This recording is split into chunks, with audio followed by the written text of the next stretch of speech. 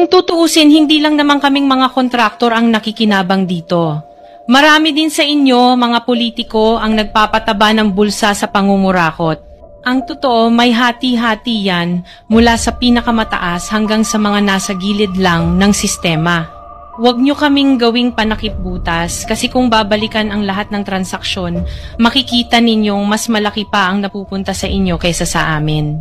Lahat tayo alam ang laro, pero pag nahuhuli, kami lang ang tinuturo at pinarurusahan.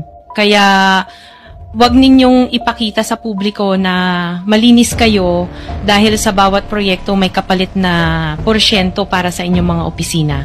Ang sistema mismo ang nagtutulak sa amin na sumunod. Kung hindi kami papayag, wala kaming makukuhang proyekto. Pero sa likod niyan, kayo rin ang pinakaunang nagdidikta kung magkano ang dapat itabi para sa inyo. Kaya kung talagang seryoso kayong mag-imbestiga, wag lang kaming kontraktor ang sisihin. Tingnan ninyo rin ang mga pangalan na nakaupo ngayon sa mga komite, sa mga ahensya, at lalo na sa mismong mga nagpapalakad ng gobyerno. Dahil sa totoo lang, pare-pareho tayong nasa iisang lamesa, iba-iba lang ang laki ng parte na nakukuha. Kawawa po talaga ang mga mamamayang Pilipino kasi ninanakaw lang natin ang kaban ng bayan. Pera ng taong bayan pero tayo ang nakikinabang. Hindi ba tayo nahiya? Ang mga mahihirap mas lalong naghihirap. Kaya tama na ang pangungurakot natin. Government official and billionaire ang hinatulan ng death penalty dahil sa paglustay na pera ng taong bayan matapos malustay ang $12.5 billion. Isa sa pinakamalaking nakurakot sa kaban ng bayan. At hindi makakalimutan sa kasaysayan ng Vietnam, ang property tycoon Truong Milan ay kinasuhan ng panunuhol at pang-aabuso sa kapangyarihan na itinanggi ni Milan. Ninakaw ang katumbas ng 3% ng kabuuang GDP ng Vietnam sa pamamagitan ng pagkontrol sa Saigon Commercial Bank at pagkuha ng $44 billion sa governor para sa infrastructure project na itong ninakaw. Karamihan sa mga ito ay maaaring hindi na mababawi.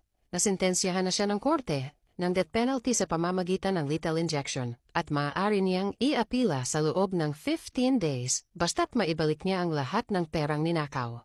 Pagkatapos ng 15 days, wala siyang naibalik na pera, kaya naparusahan siyang death penalty.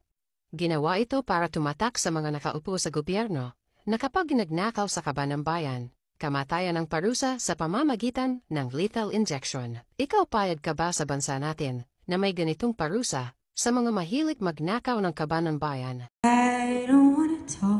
Bakit tahimik ang mga Pilipino habang ang mga Indonesians ay nasa kalsada nagmamarcha laban sa korupsyon? Pagod na ba tayo? Takot?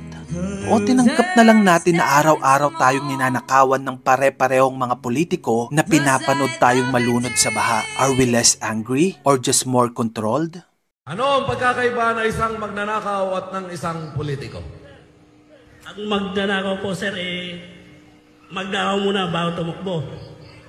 Ang politiko po, tatakbo muna bago magnakaw.